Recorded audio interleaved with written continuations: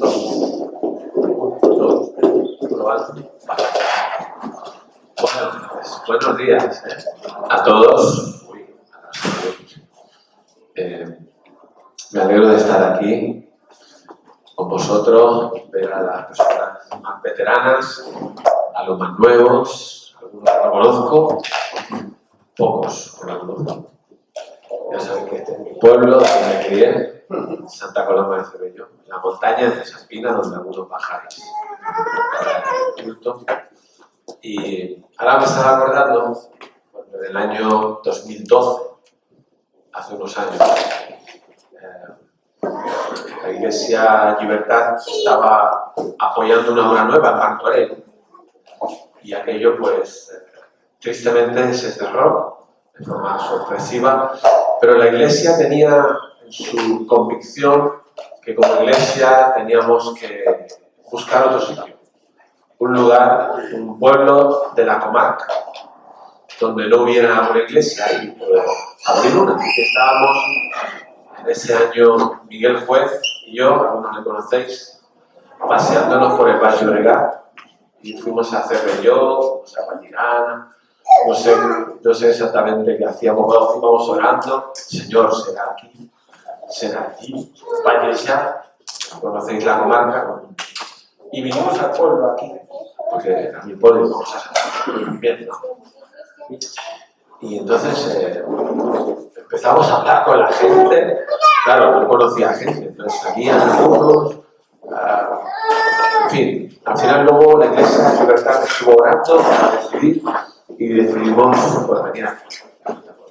Y que desde entonces, año 2013, septiembre de 2013, se empezó esta obra aquí en Santa Coloma. En 2020 vino y también en ese tiempo algunos de Libertad se trasladaron aquí para apoyar esta obra. Bueno, esto me venía a la mente, improvisadamente lo he compartido, porque me gusta pensar en la historia y cómo el Señor usa las cosas, a las personas y a vosotros para hacer una luz aquí en mi pueblo.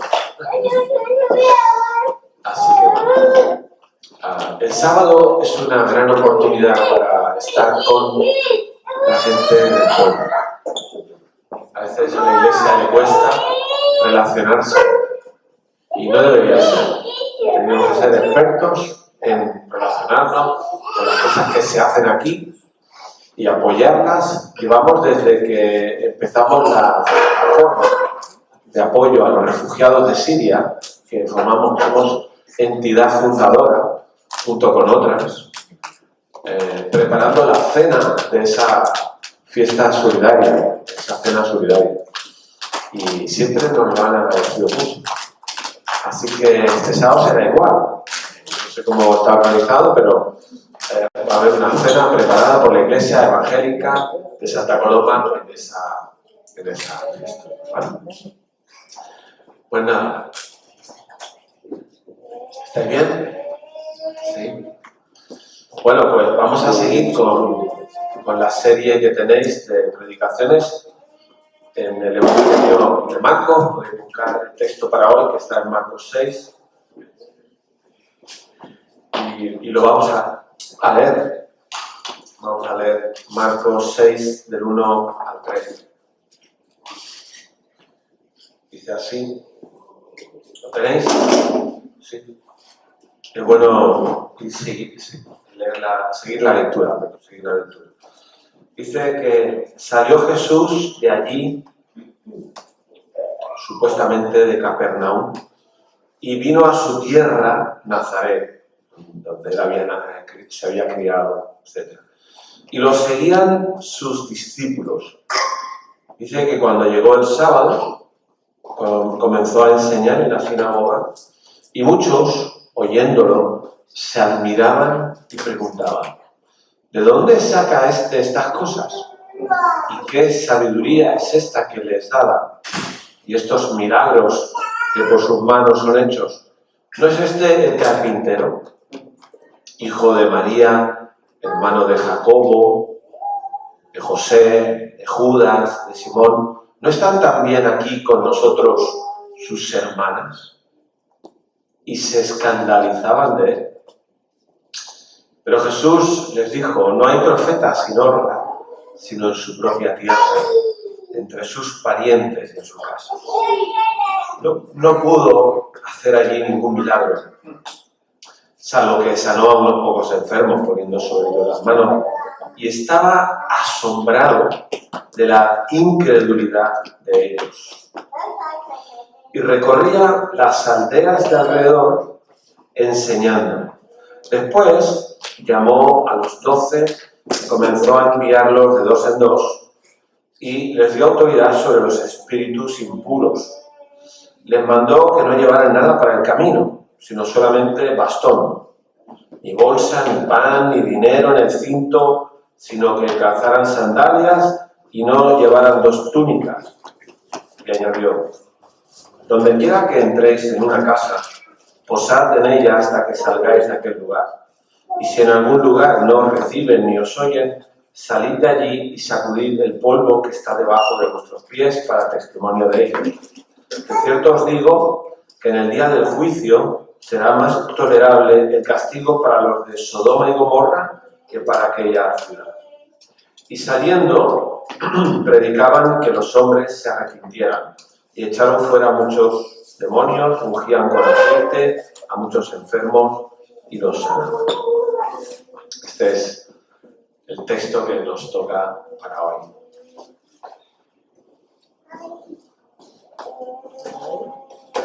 Fijaos, a modo de introducción, tengo un par de cosas que decir aquí en la introducción.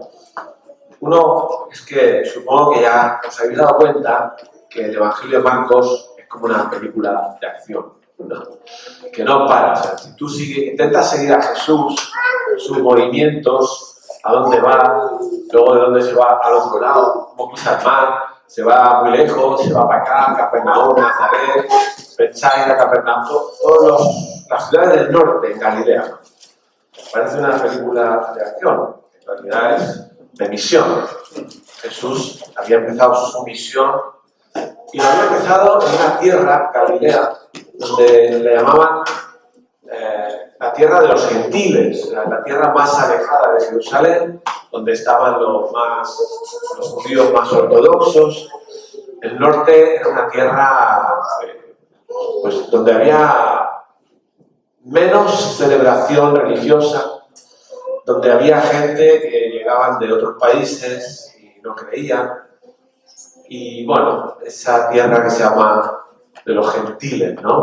Isaías dice que luz apareció en esa tierra a los gentiles cuando Cristo empezó su ministerio. Y me gusta ver cómo en el mapa, hay un mapa que le he dicho ¿lo veis ahí? Esa es la tierra del norte. ¿Veis a Siria? Siria que está al norte de Israel, pero la zona de Galilea es la zona del norte. Y ahí veis los puntitos, los números 9, 8, 7, etc. Son las ciudades que llamaríamos que Jesús visitó en su ministerio aquí en Galilea. ¿Lo veis, no? Betsaida, Capernaum, Magdala, Tiberias, Nazaret, Caná, ¿no? Todo eso.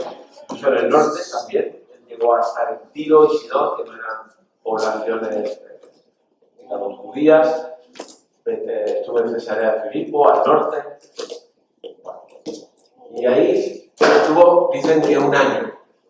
Yendo y volviendo, así que visitó esas ciudades probablemente más de una vez, 2, 3 veces compartiendo el Evangelio. Y puedes explicar la imagen. El capítulo 5, bueno, no la quites, perdón. El capítulo 5 nos habló de Gadara, hacia abajo, habló de Decápolis, Gadara, donde Jesús liberó a un endemoniado, aquel que tenía una legión de espíritus. Eso era territorio más pagano, ¿no? Como Tiro y Sidón, pero de allí se fue de vuelta a Capernaum.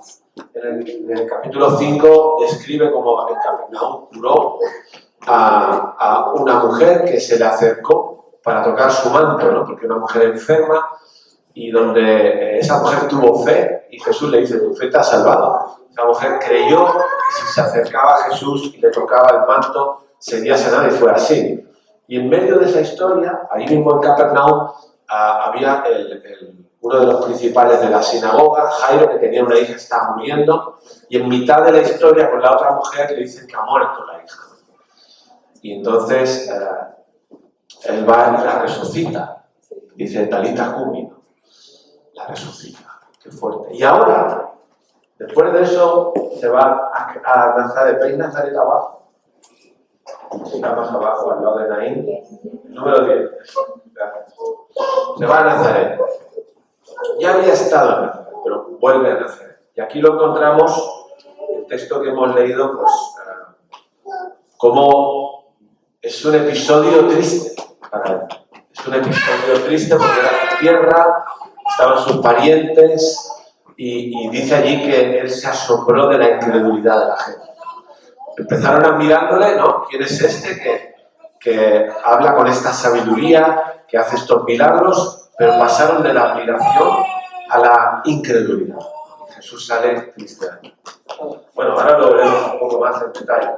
Pero quería que nos fijáramos por un momento en un segundo aspecto introductorio que normalmente, no sé si lo sabéis.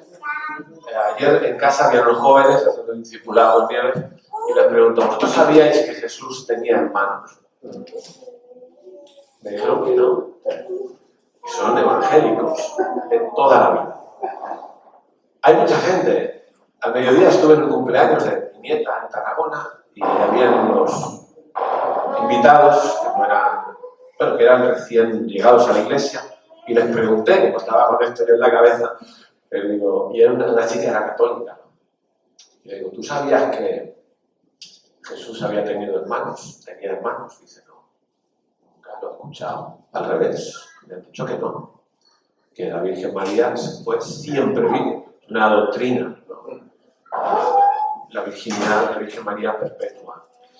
Pero aquí notamos que justamente en ese quitarle valor a lo que Cristo hace, los de su tierra, los parientes, estaban diciendo, pero si este es el carpintero, si es como uno de nosotros, hijo de María, sus hermanos están aquí, ¿no? ¿Cómo se llaman los hermanos?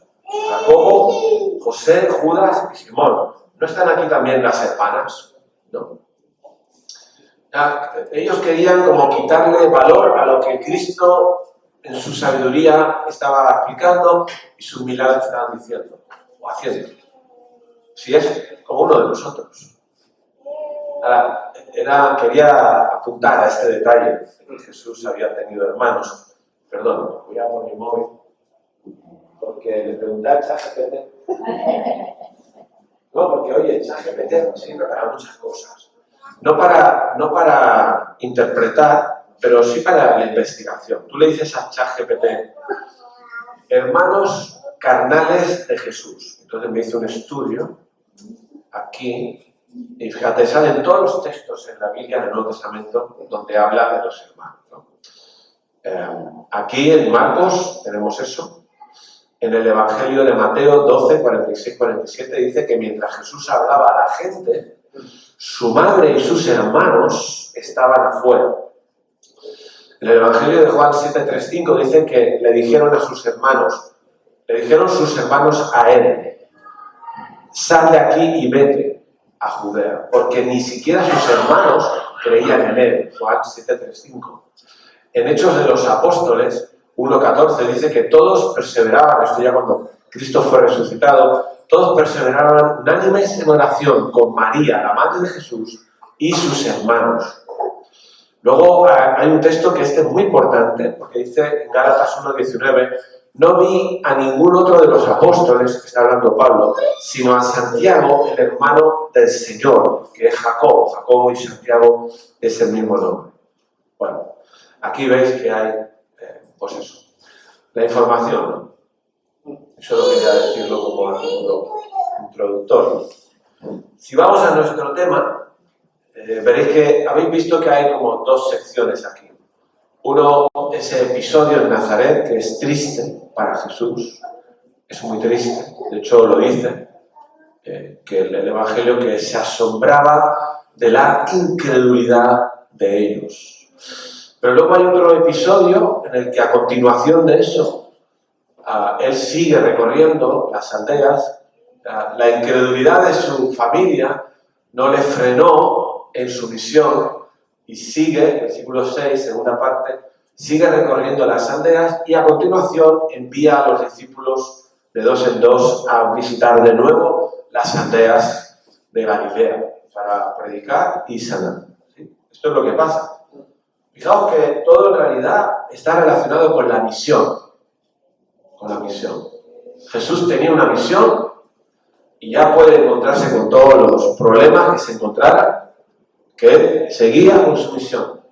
La incredulidad de su familia, su pueblo, sus vecinos de toda la vida no le frenaron, y de hecho su plan no era él solo ir predicando, sino enviar a los discípulos, ¿no? Así que lo que vemos vamos a centrarnos un poquito ahora en la primera parte, es esa admiración que les lleva a la incredulidad. Es curioso esto porque Jesús había vivido con ellos. Esto no lo dice el texto porque es de cajón. Se había criado Jesús allí en Nazaret, esa fue su ciudad. Había aprendido el oficio de carpintero de su padre, que era carpintero. Y había una cosa que no dice el texto, pero que es completamente cierta, y es que dice Hebreo, ¿no?, que Jesús fue tentado en todo, como cualquier ser humano, pero sin pecado. O sea, los de Nazaret tuvieron la suerte, entre comillas suerte, de conocer a un Jesús que ni de niño, ni adolescente, ni de joven, hasta los 30 años, cuando él empieza su ministerio, no había hecho nunca nada malo. Fuerte. Porque ¿quién hay en la tierra que no haga nunca nada malo? ¿No? Entonces, claro, cuando llega allí, le admiran, no dicen esto, que le admiraran por su infancia, le admiran por la sabiduría que tenía, por los milagros, pero dice el texto, conclusión, después de mencionar esto de que si es un carpintero, si es el hijo, dice que se escandalizaban.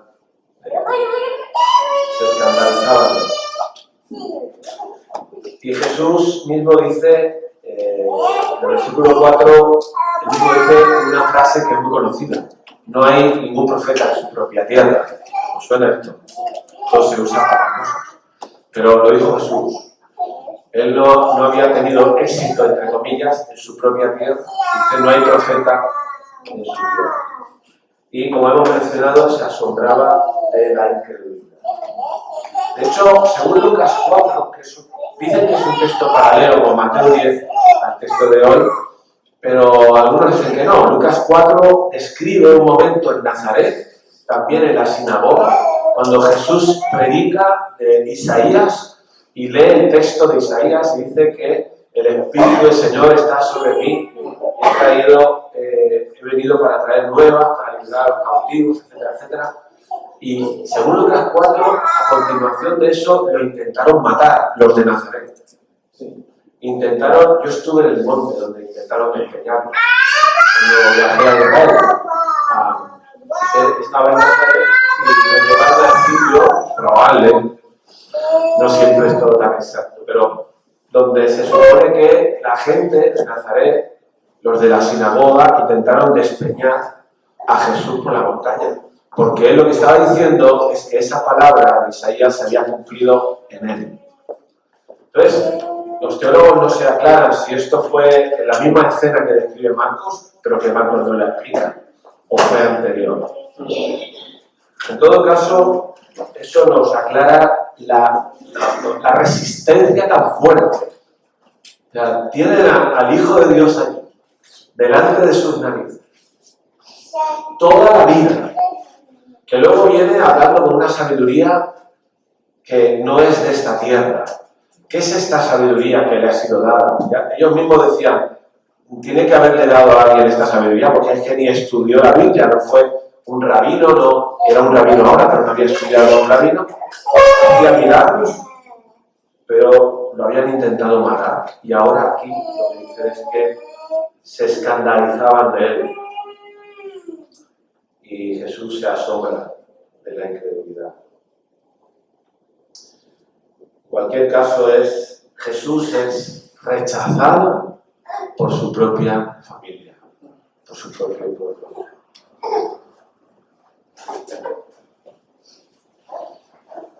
¿Por qué lo rechazan? Es sencillo. No quieren creer en él. La evidencia está. Hay evidencias, tenían evidencias, ellos mismos lo han dicho. Eran evidencias que apuntaban a las señales profetizadas en el Antiguo Testamento de quién iba a ser el Mesías prometido. Lo tienen delante. Lo han visto crecer absolutamente perfecto. Pero lo rechazan. No quieren creer. ¿Por qué? Porque creer en él tenía implicaciones. Creer en Jesús tiene implicaciones. Y lo bueno de esta historia que nos enseña es que no es suficiente con admirar a Jesús. No es suficiente con saber cosas buenas de Jesús. Seguramente mucha gente diría de Jesús cosas buenas. Conocerás a alguien que no sea un cristiano, pero que hable de él como un gran hombre, como un hombre bueno, que ayudó a los pobres. No sirve. Si no te lleva a creer en él como el Hijo de Dios, todo lo que sabes de Jesús no sirve. Lo que Jesús espera es que creas de tal manera que le hagas a él el Señor de tu vida y le sigas como un discípulo. Te bautices y le sigas el resto de tu vida. Todo lo que podamos pensar de Jesús o sepamos de Jesús, si no nos lleva a ese punto, no sirve para nada. Es como rechazarlo. Es como lo que hicieron su gente, su pueblo. Sabían un montón, ellos mismos dicen las cosas que Jesús está haciendo bien, pero no creen.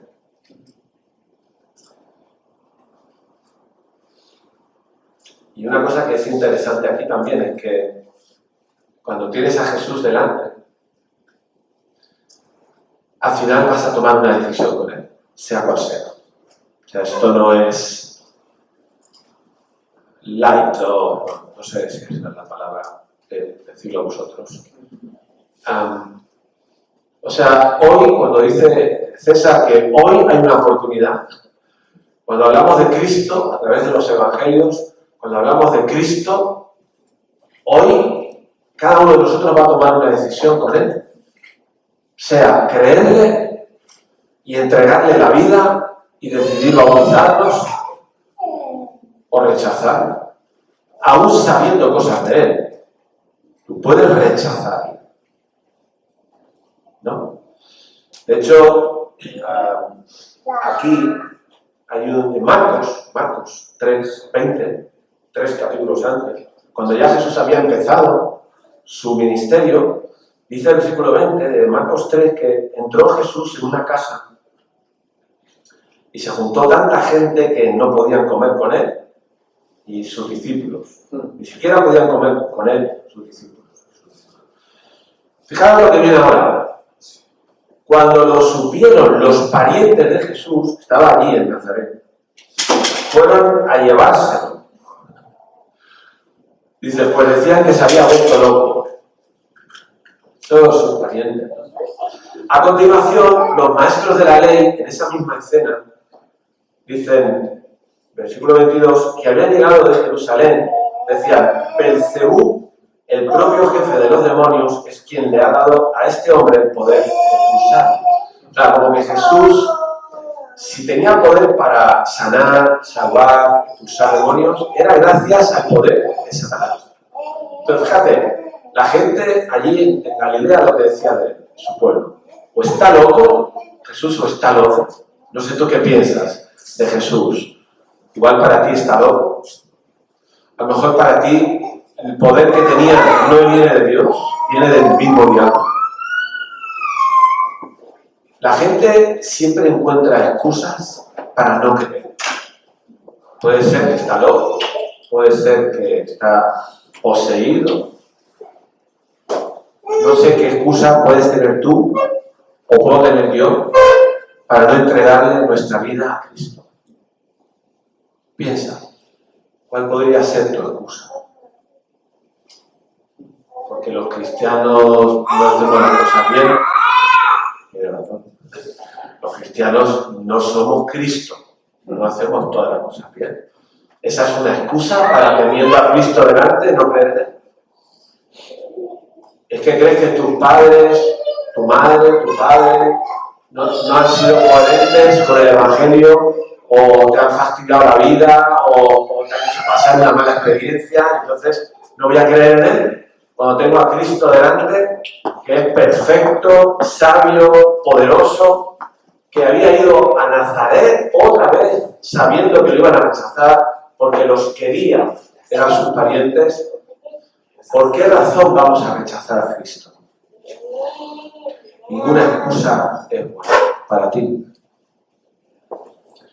Por eso hoy tienes que pensar qué quieres hacer con Jesús ahora. Tienes que pensar. Deja de buscar excusas, porque no hay ninguna excusa cuando Cristo está delante, como allí en Nazaret, y es quien es. Es más, los que estaban en Nazaret no lo sabían, nosotros sí. Cristo murió en una cruz por ti. Ese de Nazaret que rechazaban fue rechazado hasta la muerte, pero murió porque quiso, murió por ti. Eso tiene que tener más fuerza que ninguna excusa que pueda presentar para no creer. Y resucitó, demostrando que era el Hijo de Dios. ¿Se entiende lo que quiero decir? ¿Qué razón puede haber para rechazarle a otro? No debería haber ninguna.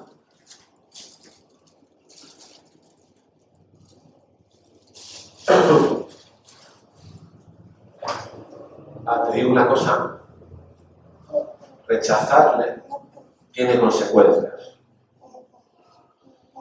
Esta parte a veces no nos gusta tanto compartirla, porque yo mismo le digo a mis hijos, les he dicho siempre a mis hijos, que son libres para creer o no creer, que no tienen por qué creer porque son hijos de un evangelio o de un pastor. No. Y a mi hijo, que ahora es adolescente, tiene 17, se lo he dicho. Mira, Mac, si tú un día vas obligado, digo, vas a ir aunque no quieras, yo soy tu padre. Y aquí mando. Pero le dije, y se lo hemos dicho a los hijos, que va a llegar un momento en que eso ya no va a servir. Porque eres libre. Puedes rechazar a Jesús. Pero aquí tuvo consecuencias. Dice el texto que Jesús allí no pudo hacer milagros. Jesús normalmente donde iba la gente salía a verle, llevaban enfermos. Los de Nazaret no salieron a verle, porque no creían. Entonces se perdieron la bendición. No creer implica consecuencias. Se perdieron a un Jesús bendiciendo, sanando. Dice el texto que pudo sanar a unos poquitos. Quizá algunos que sí que salieron a verle. La incredulidad tiene una consecuencia. Te hace perder lo que Dios te quiere dar. Y no quiero decir con eso que hay que creer en Dios para que te dé cosas. No quiero decir eso. Pero lo que sí quiero decir es que la incredulidad tiene consecuencias en nuestra vida. Es así. Y luego, en la siguiente sección que vamos a realizar, es peor cómo lo explica. Me parece muy duro cómo Jesús explica qué pasa cuando, teniendo a Cristo delante, se le rechaza. Quizá lo menciono ahora.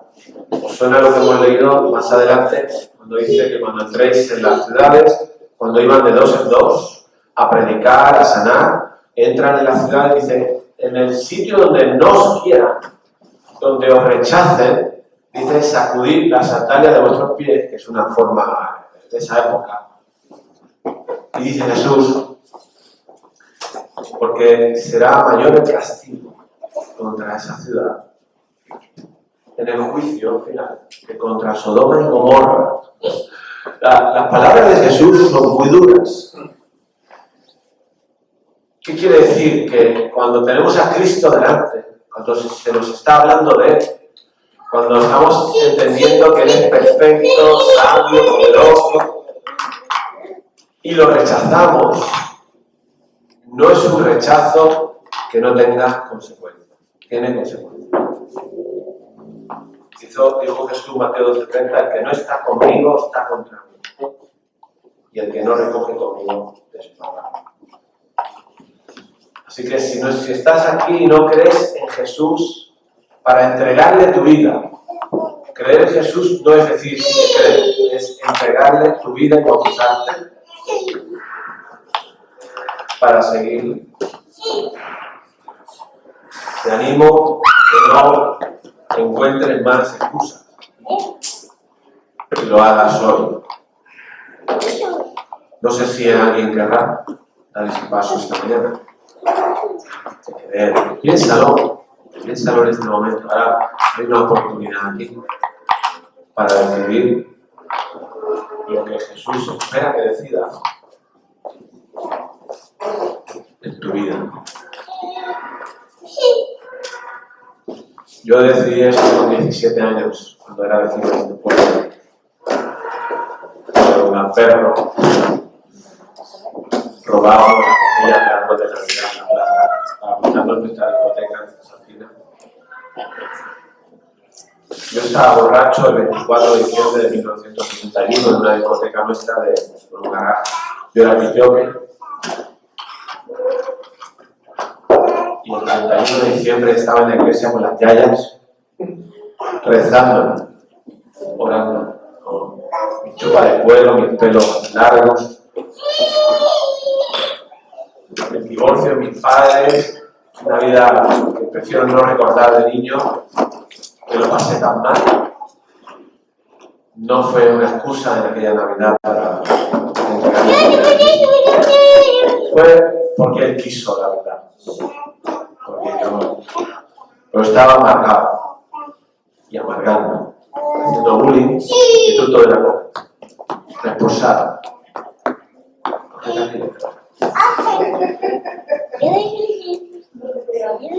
Pues sí, era así. Robábamos motos de este pueblo, con una furgoneta. Y de los 850 chupábamos la gasolina a las 3 de la madrugada, porque era fácil robar la gasolina para las motos que usábamos para el vuelo. Con 17 años, todo eso se acabó.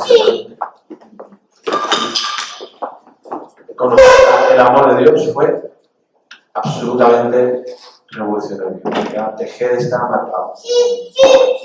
Perdoné a mis padres, o a mi padre, y estaba lleno, como ha dicho esta chica, amiga de César, lo conocida. Estaba tan lleno que iba de Samboya a Gallegón, a la montaña de llorando de alegría. O sea, le tiraban la carretera y lo que me pillara, y este estado. Es lo que pasa cuando le entregas tu vida y entiendes el amor. Como que te amo. ¿Habrá alguien hoy que quiere entregar su vida a Cristo?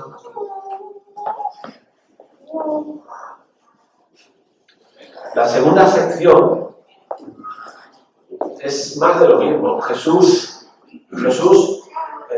Jesús el rechazo no es suficiente motivo como para dejar la misión que tenía.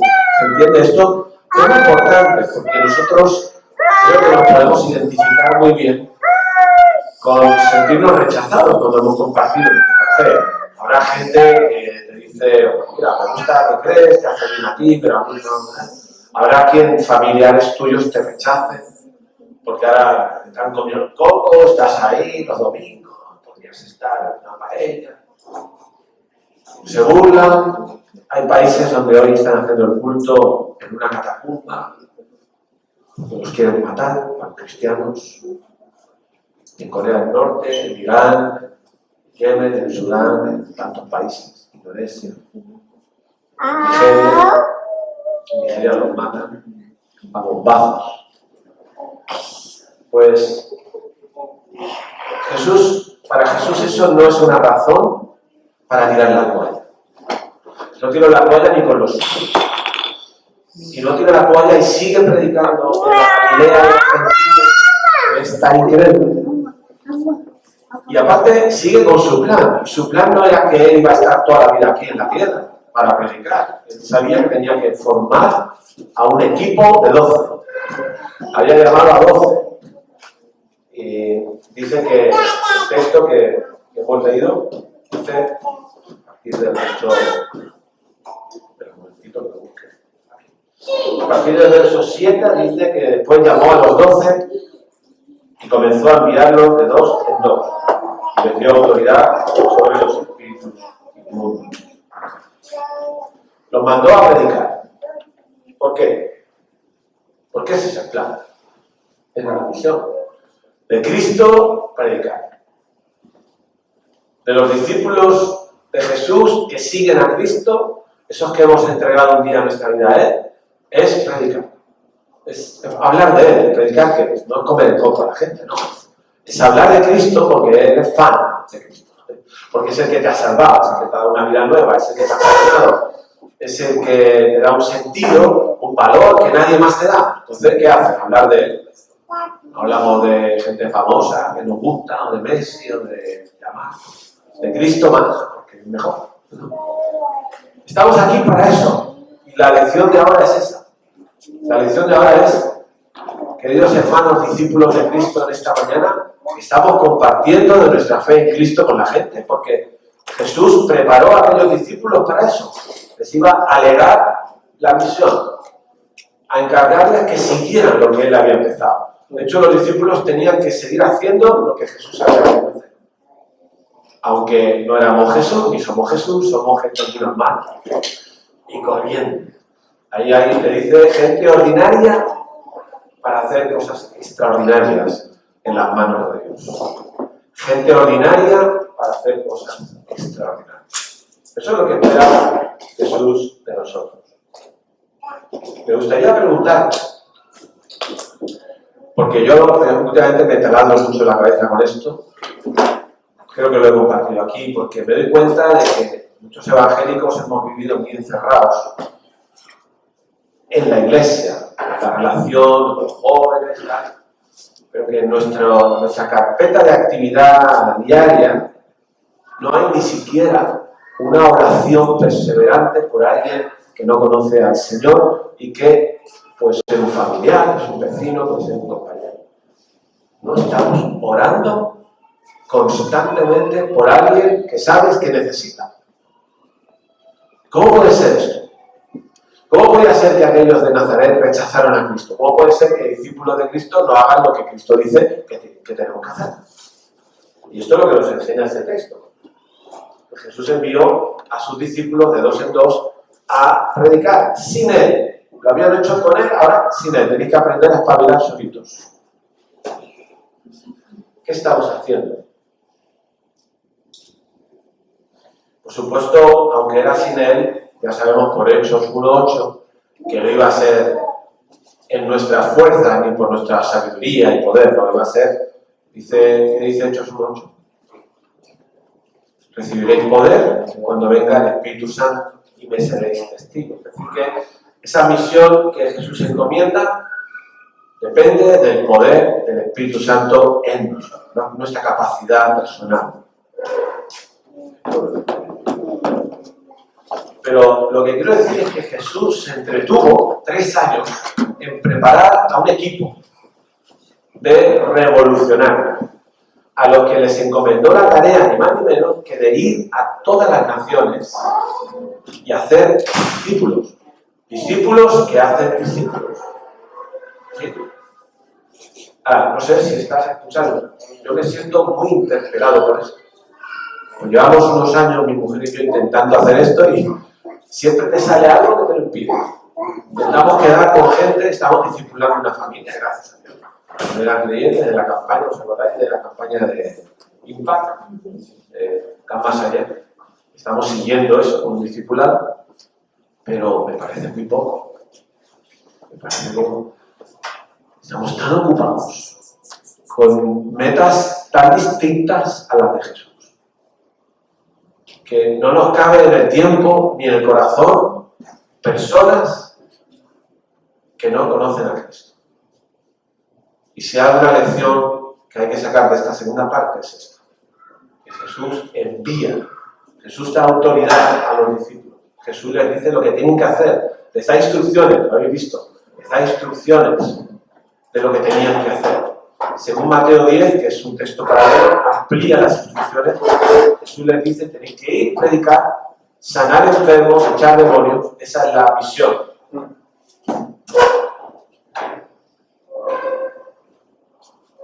De hecho, Marcos, ahí están los principios. Los principios es, Jesús define la misión. Dice Marcos 3:14, que designó a 12 para que estuvieran con él y para enviarlos a predicar. Así de fácil esta frase. Designó a 12 para que estuvieran con él y para enviarlos a predicar. Somos discípulos de Cristo para estar con Jesús y ser enviados a predicar.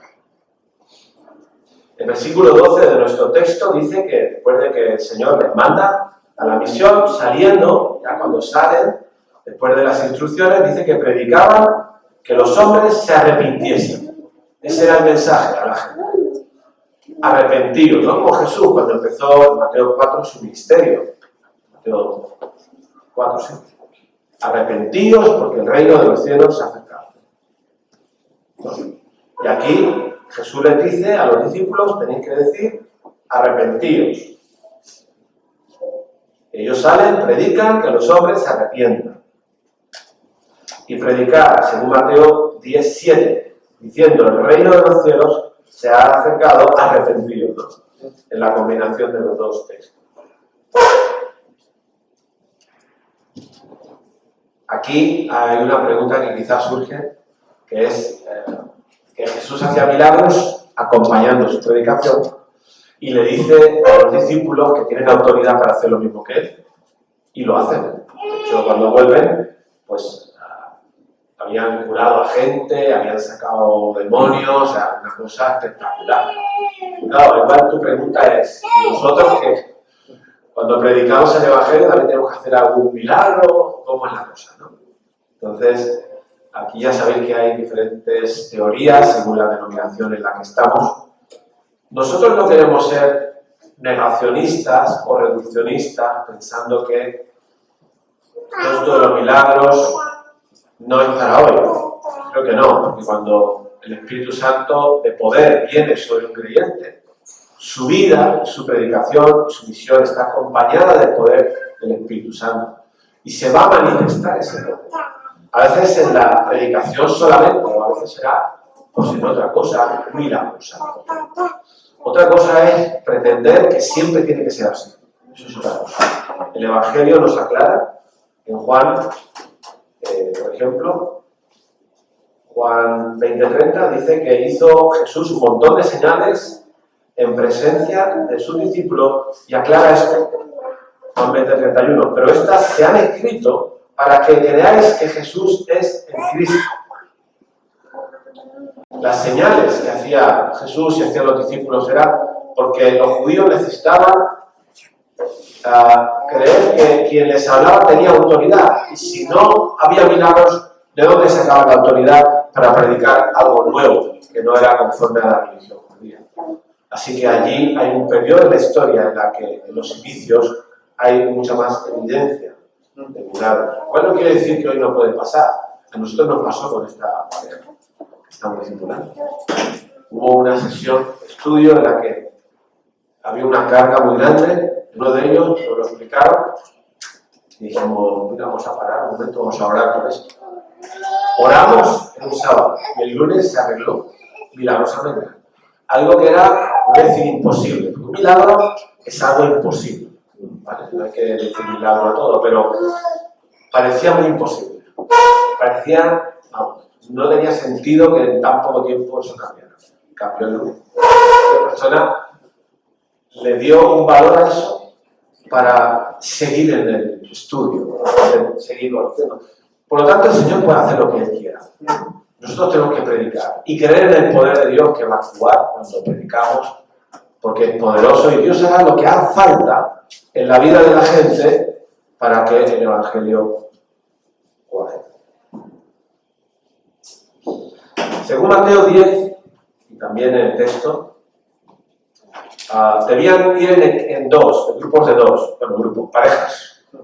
Bueno, es una indicación hacer la misión en equipo, no de forma aislada, sino mejor en equipo. No le voy a dar mucha cuenta a eso.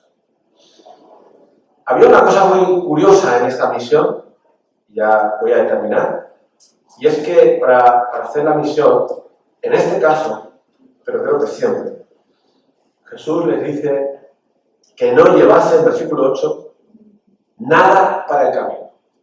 O mando, pero ni bocata, ni nada. Ni 2 túnicas, ni dinero, nada. Os manda la misión y tenéis que aprender algo, a confiar absolutamente en Dios.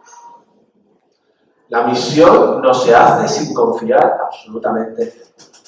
Eso era algo que en el texto que teníamos se explica muy bien, porque dice, versículo 8, les mandó que no llevasen nada para el camino, sino solamente bordón, pero ni alforja, ni pan, ni dinero, que no vistiesen 2 túnicas.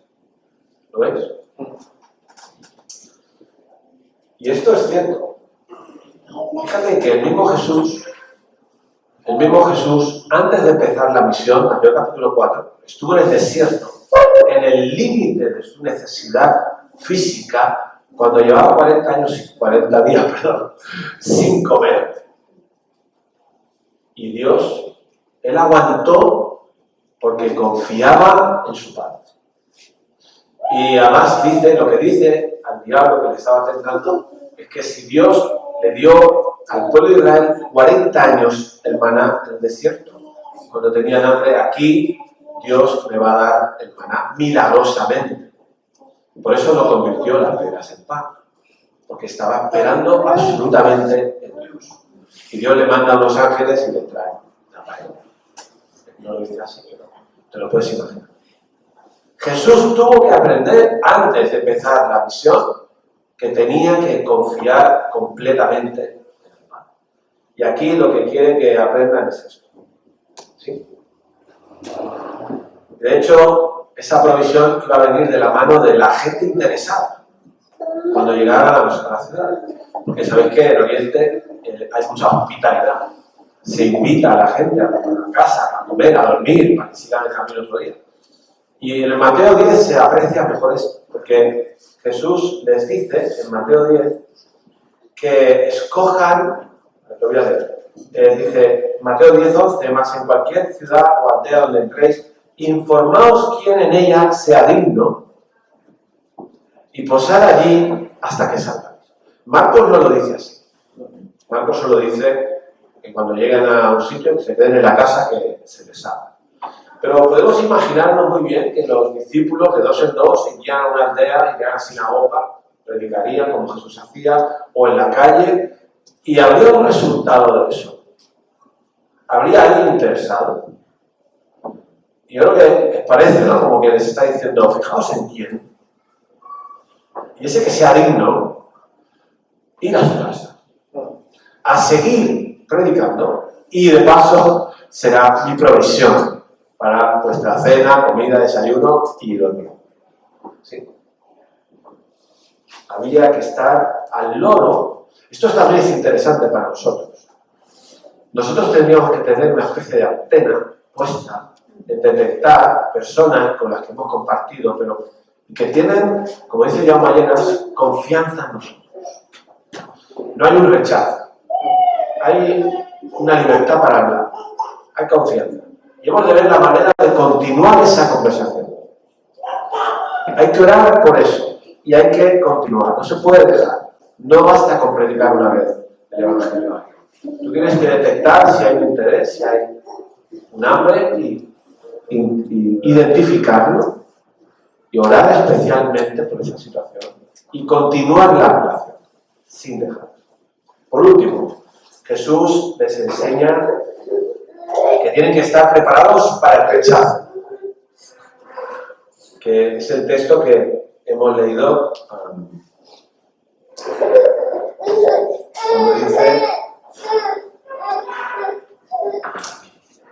donde quiera que entréis en una casa, versículo 9 de Marcos 6, posad en ella hasta que salgáis de aquel lugar, y si en algún lugar no os recibiesen ni os oyeren, cosa que podían ser rechazados, igual que Jesús fue rechazado, salid de allí, sacudid el polvo que está debajo de vuestros pies para testimonio a ellos.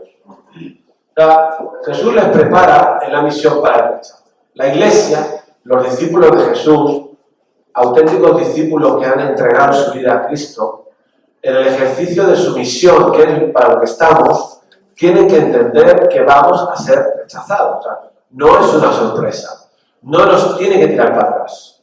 Tenemos que esperar esa lucha espiritual.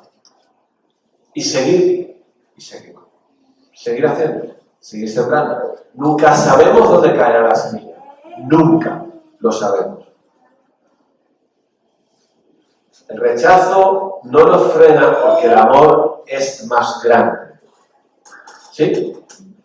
El rechazo no nos frena porque nuestro amor por las personas es más grande.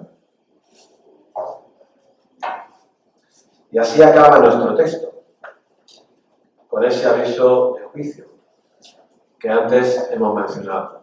Si la gente rechaza a Cristo, dice: de cierto os digo, versículo 11, al final, que en el día del juicio, o sea, que habrá un juicio, algún día, será más tolerable el castigo para los de Sodoma y Gomorra, que eran ciudades perversas del Antiguo Testamento que fueron eliminadas con fuego del cielo. Será más tolerable el castigo para los de Sodoma y Gomorra que para aquella ciudad. Y luego, fijaos que eso, Mateo 10 es el texto paralelo. ¿Sabéis qué pasa en Mateo 11? Que cuando acaba Jesús ese año de ministerio en Galilea, después de haber vuelto a predicar, le duele tanto en el corazón que dice: ay de ti, Mateo 11, 20. Ay de ti, Betsaida, ciudades que hemos visto en el mar de Galilea. Ay de ti, Corazín. Ay de ti, Capernaum. Es un ay de dolor. Un año entero estando con vosotros, predicando, haciendo milagros, amando a la gente, relacionándome con los leprosos, con los niños, con todos, con fariseos, con ricos y pobres. Y en un año no creyendo. Y Jesús tiene que decir: ay de ti, ay de ti. No es una alegría, vais a ser juzgados por rechazar el Evangelio. Eso es lo que dice a continuación. Pero hay una expresión de dolor.